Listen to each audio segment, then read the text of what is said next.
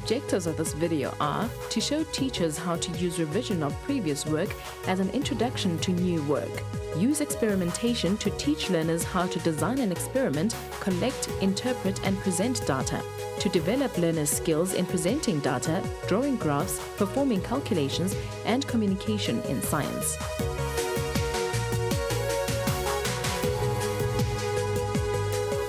It is very important for people who work with electricity to understand the relationship between resistance and the thickness of conductors like wire, as well as the relationship between resistance and the length of the wire. In this unit, we will investigate one of the factors that affects the resistance of a conductor. In this science lesson, the learners are going to design an experiment to find the relationship between length and resistance for metallic conductors. The outcomes of the lesson are to design an experiment to find the relationship between length and resistance for metallic conductors, to read an ammeter and use a multimeter, to connect simple DC circuits, to use Ohm's law to perform simple calculations, and to develop skills in drawing graphs, expressing and presenting results in oral and written form.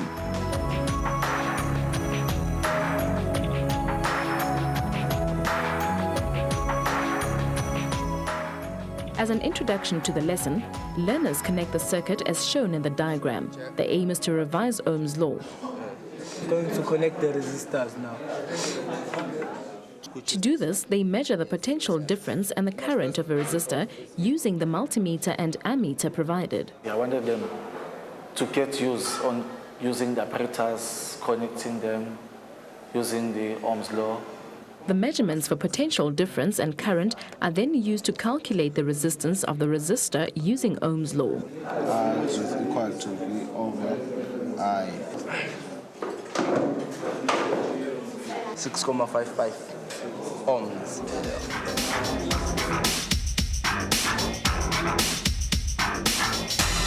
Our next investigation will be to find the resistance per length for the resistance wire, meaning that we are going to measure the resistance on different lengths. So in your worksheet, you've got the instruction which says you must discuss that in a group form. One of the educational outcomes that the teacher is trying to achieve is to allow learners time to develop their process skills through realistic experiments such as this one. There seem to be two main approaches to practical work. On the one hand, there's the cookbook approach, as they call it, where the students are given a kind of a recipe and they just follow a series of instructions. On the other hand, there's the investigative approach where students aren't given the answers. They're given a question which they solve through investigation. Using prior knowledge of Ohm's law, they must design a method for this experiment. This is not always easy. Put the next power supply on the first unit. In most cases, learners came up with a method for measuring the potential difference across the wire over different lengths. They battled, however, in the application of Ohm's law to determine resistance for those measurements. One of the main problems with learners doing their own investigations is that in schools we don't actually encourage them to do that. So they start off as youngsters, as toddlers, being very, very curious about the natural world and having a natural ability to investigate and ask questions. But the schooling system, it's actually discouraged that kind of thinking. It's encouraged them to basically accept and follow instructions blindly and not actually think about what they're doing. What should teachers and learners do to overcome this problem? We need to actually retrain them about making predictions, about observing carefully, what it means to actually observe. A lot of learners today, if you ask them to observe something, the nature of their observations is very superficial. They don't actually know what to look for. And they're not going to know how to do that unless they're trained to do it. So we actually need to encourage them from a very young age in the schooling system to engage in investigations, to design their own investigations, and give them guidance about how to go about it, what the correct technique is. Now, seemingly, your electric current, though there's no electric cell, your electric current is moving this way, meaning that it's moving all over this resistance. So now, how will you be sure that a 6 centimeter resistance has been measured? A 13 meter? The teacher listens to the learners and advises them on a method. They will now draw the circuit for themselves. 120, 1/5. The teacher will then draw his expectations on the board.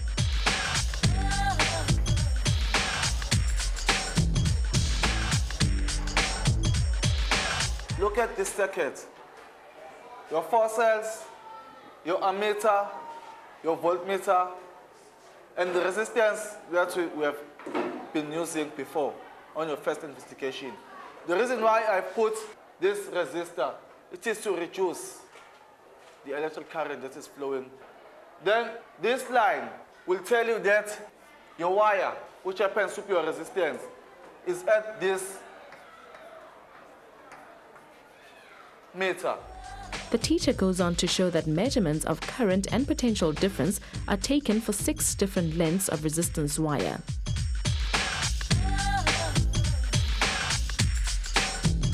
Learners are each given a diagram of the circuit and a table on which to write their information. This consists of length in centimeters, potential difference in volt, current in ampere, and resistance in ohm. Each group of learners receives a different length of wire. They begin by measuring their piece of wire.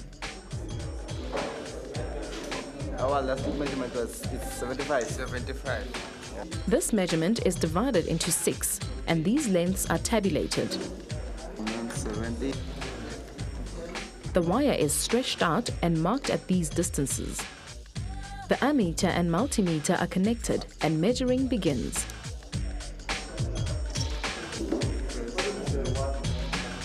How many? 1,10. Current is 0,6. Right, 1,81. The current is 0,5 amps. And then on the third length, 2,29. That's our voltage. Current is again 0,5. Measurements are tabulated for all 6 lengths of resistance wire. 1,05. Resistance can now be calculated through the use of Ohm's law. That is, resistance is equal to potential difference divided by current. Resistance is equal to the voltage over the current. So here we have 3,05, which is divided by our current, which is 0.65. 4,69. 69 ohms. These calculations are completed for all 6 measurements. Learners begin to see the patterns. If you increase the length of the resistor, the resistance will also increase. As you increase the resistance, the electric current decreases, as well as the voltage also increases. Because we know from our equation that R is equal to V over I. We know that if the denominator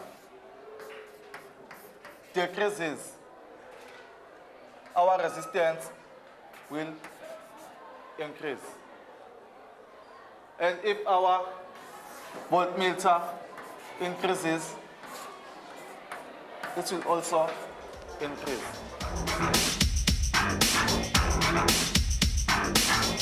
So it should be a graph of resistance versus the length. So the graph will have to show whether it is directly proportional or it is inversely proportional. So they'll know the relationship between the two using the graph. Learners begin to plot a graph of resistance on the y-axis, versus length on the x-axis, and thus determine the slope of the graph. This will be the resistance per unit length for the wire. 0,81. There are several mistakes that learners must watch out for when doing graphs.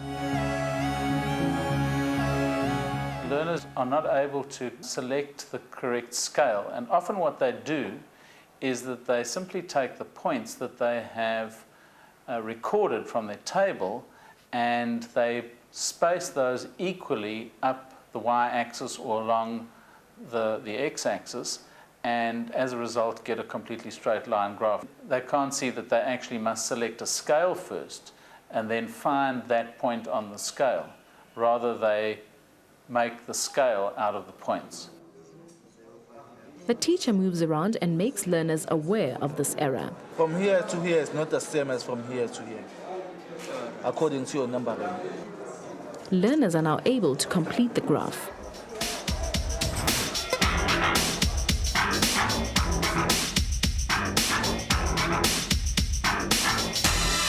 In the final activity, learners make a poster of their findings and the different groups present their work to the rest of the class. This enables peer assessment. Our aim was to find the relationship between the resistance and the length of the conductor. We first connected the diagram as shown, and then we connected the circuits as shown here. Then measured the voltage and the current in different lengths of the conductor. And learning science is learning to speak the language of science. So unless you have opportunities, both oral and written, to express yourself, you never really become a scientist. So I think that a poster presentation is one way, a report or essay would be another way. So a poster presentation is good because the students, first of all, write it down and then they speak about it. And this is our graph, which shows the proportionality between the resistance and the length. So our conclusion, the resistance of a conductor is directly proportional to the length of the conductor. In this lesson, the teacher has achieved his outcomes. Learners are beginning to understand how to design an investigation. They have had a chance to set up a circuit. Learners have used an ammeter and multimeter. They have used Ohm's law to do simple calculations. Hi everyone. Now that we have watched the video, let us reflect on the lesson that we have seen. At the studio today we have Liz from WITS, we have Mike from WITS, and Kanye from the Science Education Project. The teacher started off by actually engaging the learners into an investigation. Do you think that is a good idea to do in teaching science? What do you think, Liz? Yes, I think it's really good to start a lesson that way. It gets everybody involved right from the beginning, and I think they understand better what the teacher's getting at rather than starting with some explanation on the board. It's much more interesting to do the practical work. And what do you think the value of investigation is in doing science, Mike? Well, it teaches the learners what science is about. Science isn't just learning a lot of facts. It is finding things out in according to, traditionally we call that the scientific method, and it's important that learners learn about this at school and don't have to wait till university to be exposed to it. Actually, before the investigation, the teacher tried to link the previous lesson to the lesson that he was teaching for the day. Do you think that is commonly seen in our teachers in the townships, Kanye? I think you do have a bit of that, although it might not be extensive. But for him it was a bit easy because it was obvious he had done something along those lines in his previous lessons. Is there any value of doing that, of linking the previous lesson to the new lesson? It is very important that the learners see these linkages all the time. Otherwise, the content comes to them in isolated chunks, which is not the right thing to do. They must get a holistic picture, and so it's important to recap on what was done before to form that linkage from the old to the new. So it's very important. And I think teachers sometimes forget that learners have gone from one subject to another, and the teachers focused on a particular topic, but the learners might not have had a science lesson for a while, a couple of days. So one needs to remind them what was done in the last lesson. Yeah, in this particular one, I noticed that it sort of raised their curiosity levels. Preparing, because it was quite a lengthy investigation. So you had to give them a kickstart. One of the things that I saw that was good in this lesson was actually the flow of the lesson itself. The teacher started off by the revision, and then it was the design where he engaged the learners in a discussion on designing a science activity. And later on, the learners were engaged in actually doing the practical work. And towards the end, they were recording their findings, and at the end, they came out with a very big poster where they had to do a presentation. So I see this flow taking place in the entire lesson. And do you think it has to do with the planning of the lesson that the teacher did? Yes, I think the teacher there planned the lesson very well and had the lesson under under control. That doesn't mean that he was teaching didactically all the time, because he was allowing the learners to express their own ideas. Mm-hmm. So he was in the new spirit of things, facilitating the learning rather than teaching in the old style. But nevertheless, the lesson was well controlled and well paced. Mm-hmm. Yes, there was a nice balance, a variety of activities through the lesson. Mm-hmm. And the nature of the material that the teacher used, he used ordinary rulers. Learners were using rulers to measure, and they were using wires. Do you think it's easy to get such ideas in an ordinary township class? Yeah, definitely. Because when the first impression I had, I thought, oh, this school is well stocked, because they had your ammeters. And then when the lesson went on, I noticed just ordinary wires. You know, so he was improvising on top of what little material he had in the school, which is a good idea. And as they were engaged in doing the experiments, the teacher was moving around, helping them. And at some extent, he had actually to look at one learner who couldn't measure using his ruler. What do you think the value of individual learning is in science? I mean, they were working in groups, but at this particular case, he actually had to concentrate on one learner and assisted the learner in drawing the line accurately and in measuring the wire. Every learner needs to know how to measure. But I think the value of the group work is that if one person doesn't know how to do something, the rest of the group can actually help them. So it does assist the teacher in some ways. Yes. So what if the members of the group are not assisting that learner, and the teacher has picked up that they're not assisting her? That's when the teacher has to come in, like in that particular case, because group work is not necessarily replacing individual attention. The teacher uses it for his benefit and still comes in for those few individuals. Yeah. I would assume that the teacher, in walking around, had picked up that particular group was perhaps a little bit behind the others, and that in particular there were one or two individuals who were battling, and so addressed the particular need that he saw at that time. And then by dealing with one individual, he is actually attending to the whole group, because more than likely there were other learners in the same group who probably couldn't have measured as accurately as well. So by teaching the one, he's teaching the whole lot. And you're right, because they're actually looking at what the teacher was doing when the teacher was helping the learner. And one of the things that came out was the learners were actually asked to draw a graph. We know that we always have problems when learners have to draw graphs. Can you mention some of the problems that you usually encounter when learners have to do graphs in sciences or in mathematics? The aspect of scale. I think learners really battle with developing a scale. Yes. They generally choose a scale which is either too big or too small. Very often end up with a graph that is sort of the size of a postage stamp. It sort of covers just the tiny little portion in the corner. And a lot of learners have a difficulty in deciding whether to use the piece of graph paper in what they call the portrait mode or the landscape mode, deciding which scale is best to use on which axis. And then there's the plotting of the points as well. Some kids battle with it, and what I liked about that is it's a nice integration of the mathematical skills with the science skills. So that is a very good example of what you might call cross-disciplinary learning. And we know that these problems exist in the plotting and in interpretation of graphs. How would one help the teachers and the learners to actually overcome such problems?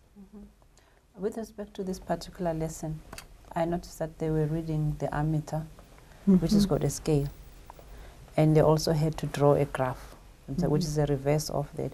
I particularly thought maybe the teacher could have taken time just to familiarize them on how to read scale and give them different examples of scale where they can measure the intervals, so that by learning that, then they will be showing how they've learned reading the scale actually when they come to draw the graph.